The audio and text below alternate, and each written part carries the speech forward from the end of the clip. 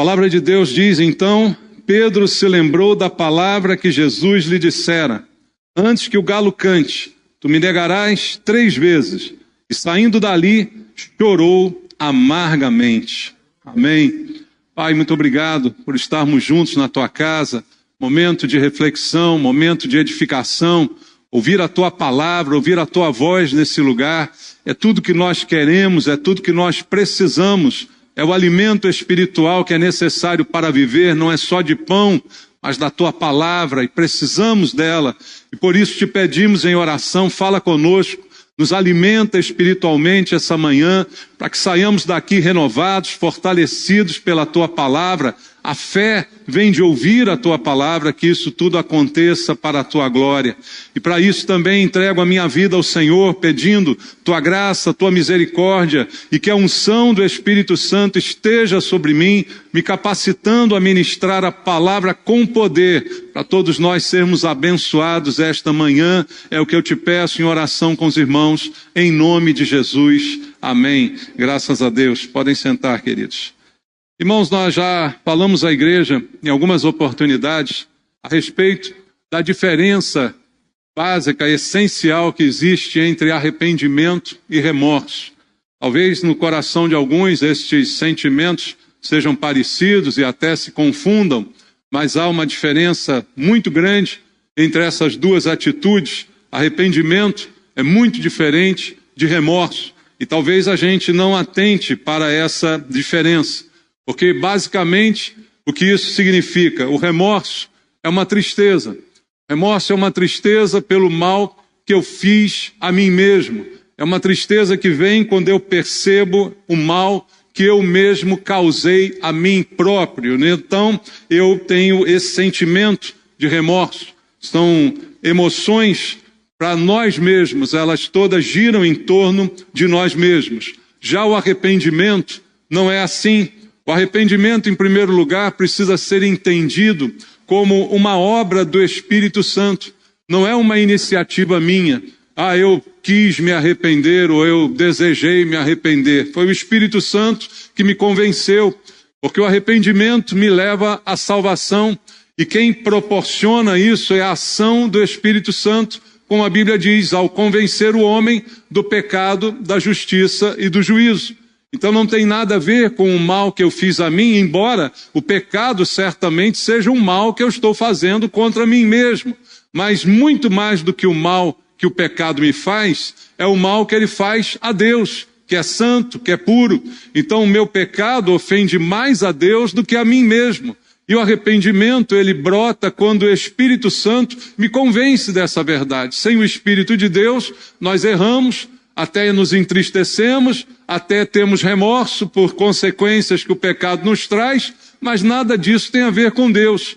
Mas quando há a ação do Espírito Santo, aí eu me convenço de que realmente o meu pecado ofende, em primeiro lugar, a Deus. Então ele é uma obra do Espírito Santo que atua em nós para que eu possa lembrar do mal que eu pratiquei e quanto esse mal ofendeu principalmente a Deus e não a mim mesmo. Então o arrependimento, ele acaba me conduzindo à salvação que é de graça pela obra de Cristo, aquilo que ele fez na cruz por nós, que nos dá o perdão que não merecemos, mas ele graciosamente nos oferece e por sua misericórdia nos alcança. Então essa é, em poucas palavras, a diferença básica entre o remorso e o arrependimento. E outra coisa importante é que o arrependimento me leva à vida, porque me leva à conversão, e o remorso, ele me leva muitas vezes à morte, porque é uma tristeza descontrolada e dependendo do tamanho do erro e do mal que me causei, isso pode levar até a morte, como é o caso do suicídio, muitos que não conseguem viver com o mal que propriamente praticaram. Então,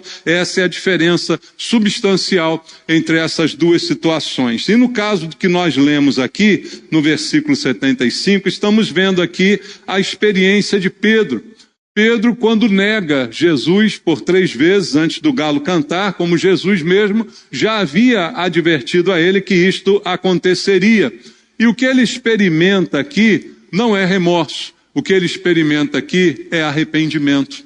porque é o Espírito Santo quem vai tocar no seu coração e vai fazê-lo sim chorar amargamente, como diz o versículo, não é?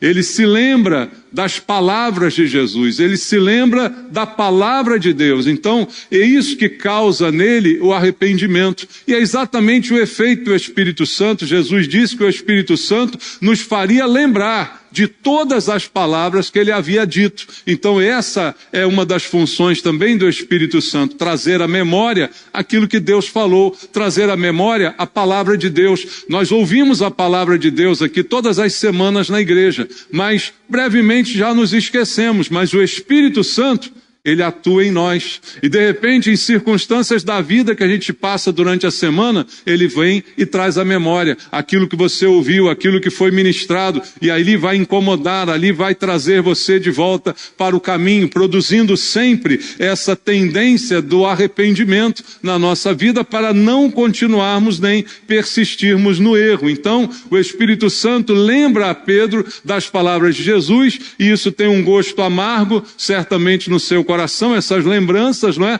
E ele então vai chorar amargamente, mas não é o choro da morte, é o choro da vida. Não é o choro do remorso, mas é o choro do arrependimento que vai levá-lo à vida eterna, não é? Então vamos entender o que acontece com Pedro e fazer um paralelo com a nossa vida nas circunstâncias do dia a dia, de tudo aquilo que a gente enfrenta, não é?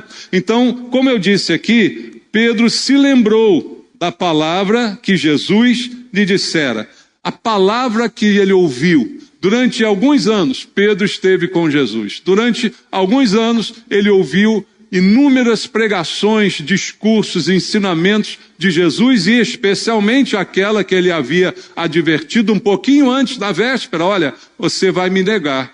Antes que o galo cante, você vai 3 vezes negar que me conhece ou que tem qualquer relacionamento comigo. Então, lembranças, pensamentos, elas nos levam ao arrependimento quando nós temos um relacionamento com Deus. Então veja, ele considerou que ele tinha negado a quem? A um homem qualquer? A um desconhecido? A um estranho? Não, ele negou ao seu Senhor. Ele negou a Jesus, com quem ele conviveu durante 3 anos. Com que ele aprendeu, com que ele foi ensinado. Então ele negou ao Senhor. E aí, amados, a pergunta, a reflexão vem para nós. Quantas vezes nós negamos ao nosso Senhor?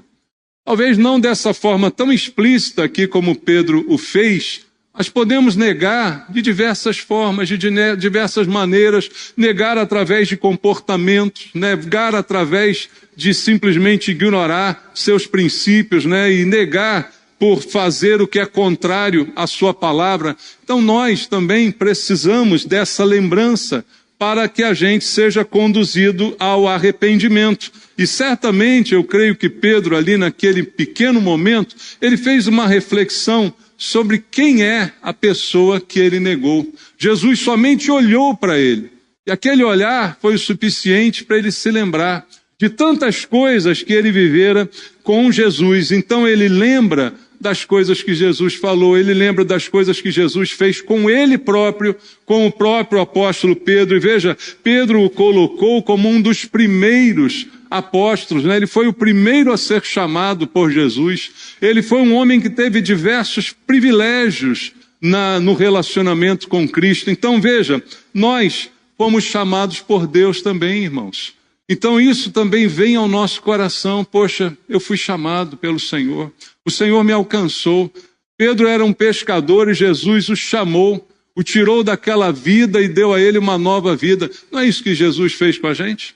Não é isso que significa a nossa conversão? E em que posição Deus nos colocou? Veja, Jesus colocou Pedro numa posição de privilégio. Aí sim você pode olhar para a Bíblia, alguns versículos aqui, olha, Mateus 17, um pouquinho antes. Mateus 17, verso 1 e 2. Diz assim: 6 dias depois, tomou Jesus consigo a Pedro e aos irmãos, Tiago e João, e os levou em particular a um alto monte, e foi transfigurado diante deles. O seu rosto resplandecia como o sol, e as suas vestes tornaram-se brancas como a luz. Quantos discípulos Jesus tinha? Quantos apóstolos? Tinha 12. Mas quantos presenciaram esse momento especial, extraordinário na vida de Jesus, a sua transfiguração, o momento de glória, que a glória foi refletida? Pedro, Tiago e João. Isso é o quê? Isso é um privilégio, não é? São 12. Jesus ama a todos, chamou a todos igualmente, mas a estes deu um privilégio especial. O privilégio de verem algo que os demais não viram. Apenas depois ouviram falar, ouviram o testemunho. Veja, em Mateus, volta lá agora no capítulo 26. Mateus 26, versículo 36 e 37, diz assim: em seguida foi Jesus com eles a um lugar chamado Getsêmani, e disse a seus discípulos: assentai-vos aqui, enquanto eu vou ali orar. Você conhece a passagem, né? Ele vai orar no Getsêmani, mas olha o que diz o verso 37. Levando consigo a quem? A Pedro e aos 2 filhos de Zebedeu, começou a entristecer-se e angustiar-se. Os 12 foram com ele até um ponto. Mas aí, a partir daquele ponto, ele foi para um outro lugar um pouquinho mais retirado. E ele levou quem? Mais uma vez, esses 3 personagens. Mais uma vez está Pedro ali, no meio daqueles que têm o privilégio de desfrutar um pouquinho mais da intimidade do Senhor. Então Pedro foi alguém que teve privilégios diante de Deus. Veja mais um exemplo em Marcos, no Evangelho, capítulo 5, versículo 37 e versículo 38 do Evangelho segundo Marcos. Ele diz: contudo, não permitiu que alguém o acompanhasse, senão, quem mais? Pedro e os irmãos Tiago e João. Chegando à casa do chefe da sinagoga, viu Jesus o alvoroço e os que choravam e os que pranteavam muito. A história da filha de Jairo, que é ressuscitada por Jesus, é também assim. Ele está andando com os 12, mas na hora de entrar na casa de Jairo, na hora de fazer o milagre da ressurreição da menina, ele chama esses mesmos 3 para entrar com eles. Imagina, irmãos, hoje em dia, né? A ciumeira que isso não ia ser. Já pensou nisso, né? Ó, levou ele, não levou a mim. A gente é muito rasteiro, né, irmãos? A gente é muito rasteiro. Mas, de qualquer forma, aqui há um privilégio. Aqui há uma honra especial. E essa honra foi dada a quem? A Pedro, o primeiro dos que foi chamado, né? O primeiro daqueles que foram escolhidos, né? E aí eu pergunto agora para a gente. Talvez você não se ache especial, ou talvez você não se ache privilegiado, mas se você é crente, você já foi escolhido. Você já foi tirado de uma multidão. Talvez você seja o único crente da sua família, quem sabe, não é? Talvez você seja o único crente do seu bairro, da sua rua, da sua faculdade, sei lá. Você foi selecionado. Você, de alguma forma, também recebeu um tipo de privilégio, porque você foi chamado. Então isso também precisa ser valorizado. Então ele lembra que Jesus também o tinha advertido. Ele pensa no privilégio que teve, ele pensa na honra que recebeu e pensa também que Jesus o advertiu em particular. Veja o que diz aqui Lucas, capítulo 22, vamos ler. Evangelho de Lucas, capítulo 22, verso 31 e verso número 32. Diz: Simão, Simão, eis que Satanás vos reclamou para vos peneirar como trigo. Eu, porém, roguei por ti, para que a tua fé não desfaleça. Tu, pois, quando te converteres, fortalece os teus irmãos. Ele lembra que Jesus disse que iria acontecer. Ele lembra que Jesus falou: olha, Satanás vai peneirar você, mas eu orei por você. Já pensou se ouvir isso? Jesus, olha, eu orei por você. Jesus orou. Você quer ouvir isso? É só abrir a carta aos Hebreus. Ali diz que Jesus está à destra de Deus e ora por nós, intercede por nós. Então veja o privilégio que nós temos também, irmãos. Não foi só Pedro que ouviu, eu orei por você. A Bíblia diz para nós, Jesus intercede por nós. Jesus está intercedendo por nós. E aí eu pergunto, Pedro lembra que ele o advertiu. E disse: Simão, Simão, Satanás te peneirou. Isso é uma advertência ou não é? É como quem diz: cuidado, Simão, cuidado. Satanás vai tentar contra você, vai tentar te derrubar, vai tentar te ferir, vai tentar te arruinar, vai tentar acabar com a tua vida. É uma advertência. Aí eu pergunto, quantas advertências você já levou de Deus? Quantas vezes você chegou aqui na igreja e ouviu uma palavra e sabia que era Deus falando com você? e dando a você uma clara advertência: não faça isso, não vá por esse caminho, cuidado que isso pode acontecer, tome cuidado com essas coisas. Quantas vezes isso já aconteceu com tantos irmãos aqui, já ouvi tantos testemunhos, né? Alguns dizerem: pastor, pensei que você sabia da minha vida, eu não sabia de nada. E a pessoa lá, ouvindo Deus falar, isso não é uma advertência? Isso também não vem da parte de Deus? Ou de quem vem isso? Vem da parte de Deus. Por que ele adverte? Porque ele quer evitar que o mal maior aconteça. Para isso vem também a palavra, para isso vem também a profecia. Não é para dizer o futuro, é para evitar que às vezes o futuro aconteça. Para evitar que o mal maior se estabeleça. E muitas vezes nós somos advertidos pela palavra de Deus. E essa lembrança também precisa nos levar ao arrependimento. E veja, Pedro, eu acredito, também lembrou dos votos que ele fez, das promessas que ele próprio fez com a sua boca. Veja, em Lucas 22 ainda, no versículo 33, depois da advertência, olha o que Pedro diz. Ele, porém, respondeu: Senhor, estou pronto a ir contigo, tanto para a prisão como para a morte. Quem disse isso? Pedro. Pedro foi obrigado a dizer isso? Tinha um revólver na cabeça de Pedro? Não. Ele falou da própria vontade. Ele falou do coração. Só que o coração é enganoso, né, irmãos? Coração enganoso. Ele falou o que ele não cumpriu. Ele prometeu o que ele não fez. Ele fez um voto que ele não honrou, não é? Então ele certamente nessa hora deve ter lembrado disso. Deve ter lembrado: poxa, eu falei que eu estava pronto para ir até a morte. Eu falei que estava pronto para ir até a cadeia, mas bastou alguém dizer para mim, e bastou esse risco real se apresentar, que eu joguei tudo para o alto e neguei que conhecia a Jesus. Em Marcos também, no capítulo 14, vamos abrir a Bíblia no Evangelho segundo escreveu Marcos, capítulo 14, no versículo número 29. Marcos, capítulo 14, verso número 29.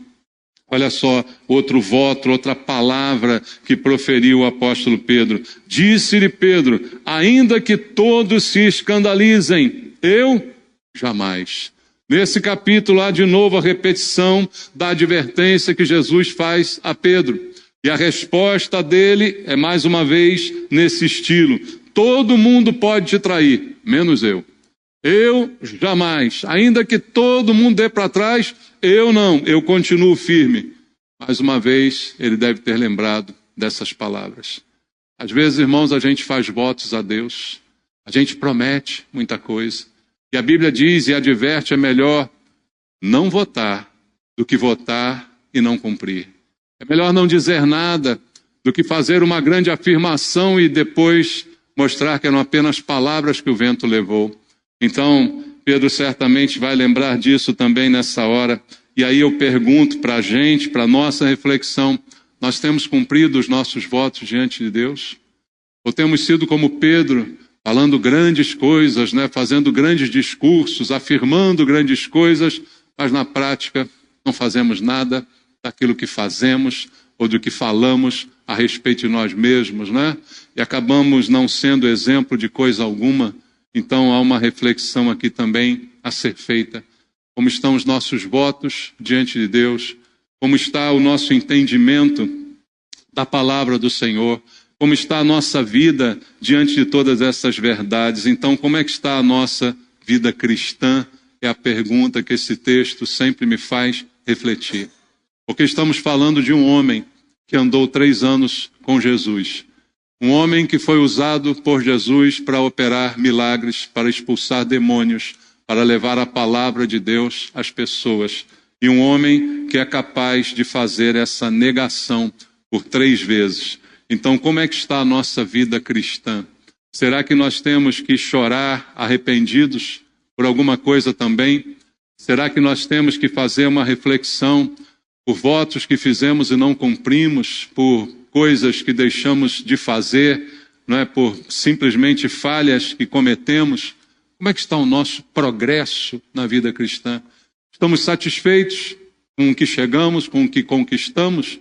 Pedro poderia estar, poxa, eu sou um privilegiado, Jesus sempre me chama em primeiro lugar, Jesus sempre me dá honra, não é? Eu sou usado por Deus, então eu estou satisfeito com o meu progresso na vida cristã, mas será que eu mesmo tenho sido negligente com aquilo que Deus tem me pedido? Tudo isso, irmãos, são reflexões, porque se Pedro chega ao ponto que chegou, por que nós também não podemos refletir sobre isso? E de repente passamos por momentos em que acabamos por negar Jesus, como disse, das diversas formas que isso possa acontecer. Tenho sido negligente comigo, tenho sido negligente com a alma dos outros, tenho sido negligente com a missão que Deus me deu. Como é que está a minha comunhão com Cristo? Como é que está a minha comunhão com a igreja? Tudo isso tem sido negligenciado por mim, é motivo também para arrependimento.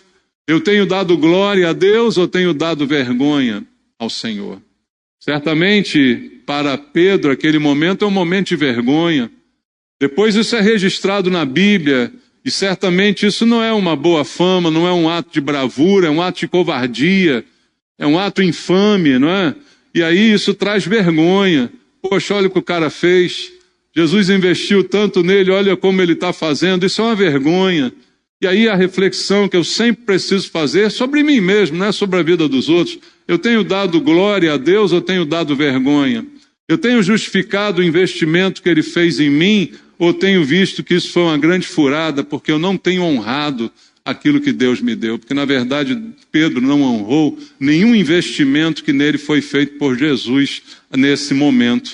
Então será que também diante dessa reflexão eu não preciso chorar pelos meus pecados e pelas minhas falhas? Eu não preciso ser de novo levado pelo Espírito Santo ao arrependimento, não ao remorso que destrói, mas ao arrependimento que conserta, ao arrependimento que restaura. Então, muitas vezes a gente dá desculpa para o pecado, a gente dá justificativa para o pecado, a gente até reconhece o pecado, mas ao invés de nos arrependermos, nós o chamamos de problema, ao invés de pecado, né? Ao invés de nos arrepender, a gente justifica, a gente compara com a vida de outro, a gente diz, mas todo mundo faz isso. Mas isso aí não é tão ruim quanto o que eu sei que outros fazem, né? Tem gente que até faz isso na igreja. Esse eu pequei, mas eu conheço irmão aqui que faz pior. Grande coisa, né? Vamos competir agora, quem é que nega mais Jesus? Vamos competir quem nega mais vezes antes que o galo cante? Vamos competir quem peca mais? Ou vamos buscar o arrependimento, o conserto e voltar novamente àquilo que a gente um dia foi e honrar de novo os privilégios que Deus nos concedeu? E aí muitas vezes colocamos a culpa em Satanás, ou nos justificamos ou culpamos alguém. Isso acontece desde o Éden, não é? Quando Deus cobra de Adão, ele diz, foi a mulher que o Senhor me deu. Quando ele vai à mulher, ela diz, foi a serpente. E a gente fica jogando essa batata quente para os outros. Ou negamos, ou justificamos, ou culpamos alguém. E às vezes a gente culpa o diabo, ou outro tentador qualquer, e a gente lança essa culpa e o nosso coração está tão duro que nem sequer a gente às vezes acha motivo para arrepender. Aí é a pior situação. É quando a dureza do coração chegou a tal ponto que a Bíblia diz e chama de cauterização do coração. Esse é o pior estado de qualquer um de nós, seja do mundo ou na igreja. Porque com a mente cauterizada, eu não consigo nem mais discernir que aquilo que eu estou fazendo é errado. Eu não consigo nem mais cogitar que aquilo desagrada a Deus, que aquilo é um pecado. Aquilo já se tornou algo tão normal e tão banal, por todas as justificativas, ou porque eu me comparo com os outros, ou porque eu culpo o diabo, que eu me inocento de tal forma que eu já consigo pecar sem mais sentir. E esse é o pior estado que alguém pode chegar. É pior do que qualquer tipo de pecado. É o fato de você pecar e não mais sentir, porque aí nem mais o Espírito Santo está te convencendo. E se o Espírito Santo não convencer, não é um pregador que vai fazê-lo. Não é a palavra de alguém que vai fazer diferença. Se o Espírito de Deus não consegue convencer, não há ninguém mais que possa nos convencer. E aí, quando isso acontece, a gente deixa de ser Pedro. E aí a gente passa a ser Judas. Que Judas é o exemplo contrário de Pedro. Os dois choraram. Só que um por arrependimento, outro por remorso. Um por arrependimento se transforma no apóstolo Pedro, e depois é capaz de morrer por Jesus, segundo diz a tradição, crucificado de cabeça para baixo. Não tem mais medo da cruz. E o outro é Judas, que chora da mesma forma, mas vai se enforcar, porque ele tem remorso. Ele não tem nenhum tipo de arrependimento. E aí a pergunta é, nós somos um santo caído ou nós somos um filho da perdição? Porque essa é a diferença. Pedro é um santo caído. Judas é um filho da perdição. Jesus mesmo avisou, foi ele que o escolheu também. Jesus escolheu Judas, mas disse, um de vocês é diabo, ele falou para os seus discípulos. Um de vocês é inimigo, faz o papel do diabo aqui. Então Judas é o filho da perdição, mas Pedro é um santo caído. Irmãos, santos caem. Eu queria dizer isso para você. Santos caem. Cair não é o problema. O problema é permanecer caído. O problema é ficar arruinado. Porque o cair, como diz, é do homem, mas o levantar é de Deus. O Senhor firma os passos do homem bom. No seu caminho se compraz, diz o Salmo, se cair, não ficará prostrado, porque o Senhor o segura pela mão. Então essa é a parte de Deus. Mas Deus levanta o arrependido, não o que tem remorso. Deus levanta esse que se lembra de tudo isso e que se deixa tocar pelo Espírito Santo, que chora amargamente, mas certamente muda de vida, porque o arrependimento transforma. Pedro negou 3 vezes, mas depois nunca mais o negou. Nunca mais. Pedro negou. A gente comete erros, a gente comete pecados. A mulher surpreendida em adultério fez algo terrível, mas Jesus disse, vai e não peques mais. Isso não faz mais parte da sua vida. E assim precisa acontecer com as nossas experiências. Que os pecados que porventura venhamos a cometer sejam tão impactantes que nos levem a não mais cometê-los. E sejamos curados por Deus através de um arrependimento genuíno que nos leva a uma reflexão e a uma transformação especialmente.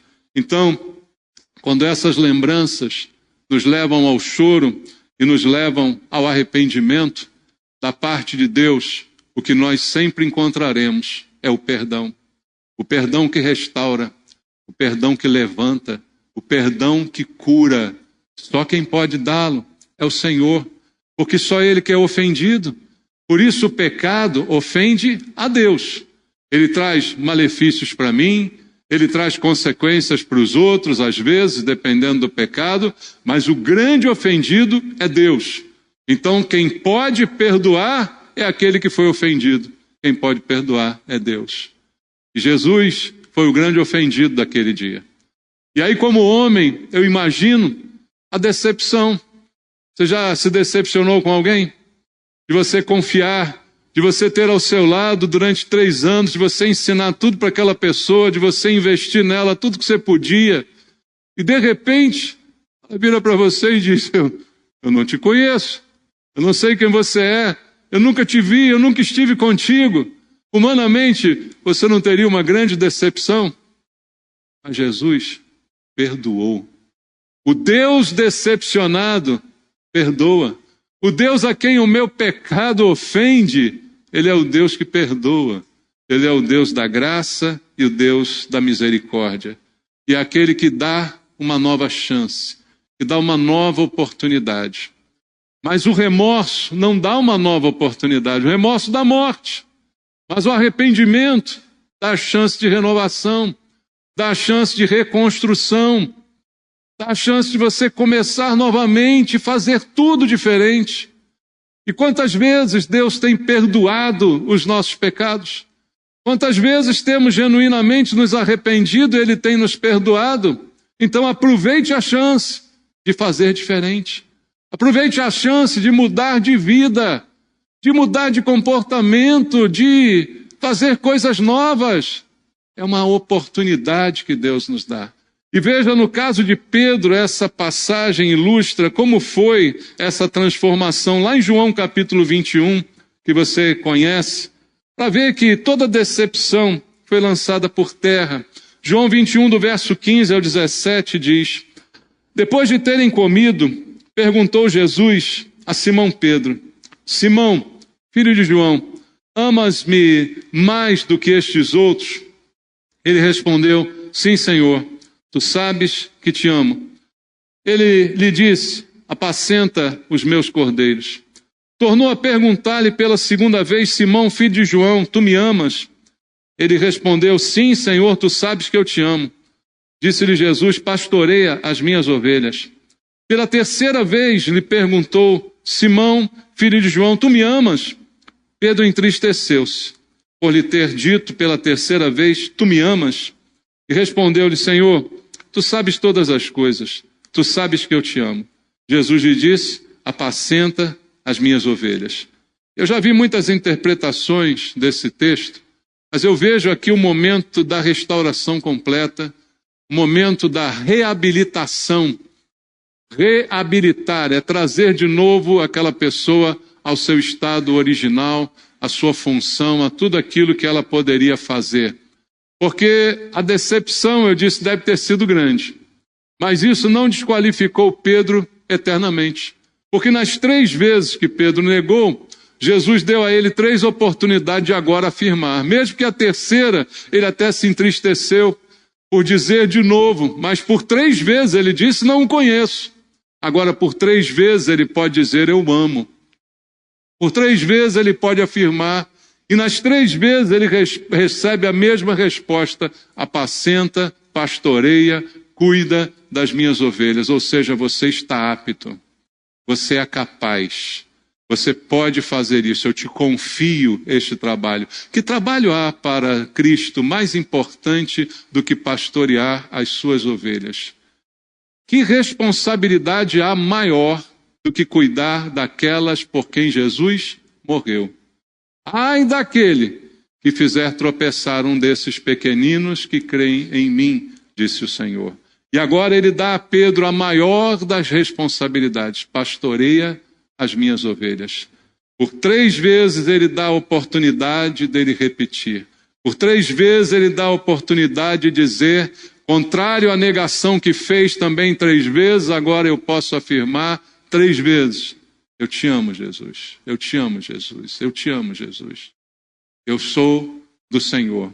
E ele diz: agora apacenta as minhas ovelhas. Você está pronto. Você se arrependeu. Você está perdoado. Você está renovado. Você tem de novo a minha confiança. Irmãos, como é difícil voltar a confiar em alguém que te traiu. Já pensou sobre isso? Como é difícil voltar a confiar em alguém que te roubou, que te decepcionou, que te passou para trás. Pensa nisso. Mas Jesus está aqui dizendo: Pedro, eu confio em você. Toma as minhas ovelhas, o que há de mais importante para mim eu dou para você cuidar. Pensa nisso, irmão, você já pensou nisso? Pensa nisso. Você daria de novo o teu bem mais precioso para as mãos daquele que um dia te roubou, para ele tomar conta, como se diz, você vai botar o lobo para tomar conta do galinheiro. É o que a gente logo pensa, né, irmãos? Mas é isso que Jesus está dizendo. Para aquele que o traiu, para aquele que o negou, ele está dizendo: cuida das minhas ovelhas. Porque só Deus sabe o coração do homem. Só Deus conhece se a lágrima derramada é de remorso ou é de arrependimento. Só Deus sabe o processo que passou na vida de Pedro, desde o dia que ele o negou e saiu dali chorando amargamente, até o dia do encontro com o Senhor na praia, Jesus já ressuscitado, como narra essa passagem, e desses acontecimentos aqui. Só Deus sabe se a lágrima derramada é de remorso ou é de arrependimento. E as nossas sejam sempre de arrependimento, porque tudo que a gente sabe e conhece sobre Deus só vai ter de fato valor se eu entender o que é o arrependimento. E a gente costuma esquecer das coisas muito rapidamente, mas Pedro lembrou das palavras de Jesus. O remédio para nós contra o pecado é a palavra de Deus. É como diz o salmista Guardo no coração as tuas palavras para não pecar contra ti. O remédio é a palavra, irmãos. O remédio é a palavra. Se a palavra não está no coração, você vai continuar pecando. Se a palavra não estiver no coração, você vai continuar errando. Talvez você tenha remorso pelos erros cometidos, mas não tenha arrependimento. E se não tiver arrependimento, não tem salvação. E uma coisa que eu quero dizer antes da gente terminar essa mensagem, é que a gente conhece pela Bíblia os personagens. Pedro é um personagem real, de fato, mas a Bíblia conta parte da sua história. A Bíblia conta parte da história de Davi, um herói da fé, um homem segundo o coração de Deus, mas que também traiu Deus, que também enganou o Senhor, que também pecou contra Deus. E aí a Bíblia diz no Novo Testamento já, que os personagens da Bíblia são homens iguais a nós, sujeitos às mesmas fraquezas. E aí o que a gente sente quando escuta isso, né? Opa, não posso pecar. Né? Para alguns pode surgir esse pensamento. Se a Bíblia diz, olha, os personagens da Bíblia são homens como nós, sujeitos às mesmas fraquezas, talvez seja como que um passar de pano, não é como está na moda aí, para os nossos erros. Então, errar é humano, que é aquela desculpa que todo mundo costuma dar, não é? Mas entenda o seguinte, esses personagens são de fato pessoas sujeitas às mesmas fraquezas. Sabe o que isso quer dizer? Quer dizer que a gente é capaz de pecar como eles. E agora? Penso em Pedro, e ele negou Jesus 3 vezes. Eu sou capaz de negar Jesus. Você é capaz de negar Jesus. Pensa em Davi, e ele adultera e depois mata o marido da mulher com quem ele adulterou. Isso quer dizer que nós somos capazes de fazer isso. Isso é muito cruel pensar assim, mas você é capaz de adulterar. Eu sou capaz. Eu sou capaz de matar, você é capaz de matar. Isso é a natureza humana. E quando a Bíblia diz que esses personagens eram sujeitos às mesmas fraquezas, é porque a gente é capaz de cometer os pecados como eles cometiam. Mas se nós somos semelhantes a eles, eu também pergunto, nós sabemos nos arrepender como eles? Porque pecar eles sabiam e nós também sabemos. Mas a diferença é que eles se arrependiam como nenhum outro. Será que nós também sabemos nos arrepender como nenhum outro? É o caso de Davi. É o caso de Pedro, e é o caso de tantos personagens bíblicos que cometeram erros, mas que se arrependeram na presença de Deus. Davi é chamado homem segundo o coração de Deus, porque é um homem de misericórdia, é um homem de graça, é um homem com muitos erros que a Bíblia mostra, mas é um homem que sabe se arrepender. Você sabe se arrepender? É isso que vai fazer diferença. Então nada vai tornar a nossa face mais limpa do que as lágrimas que nós derramamos na presença de Deus, geradas por um genuíno arrependimento e não por remorso. Pensa nisso, em nome de Jesus.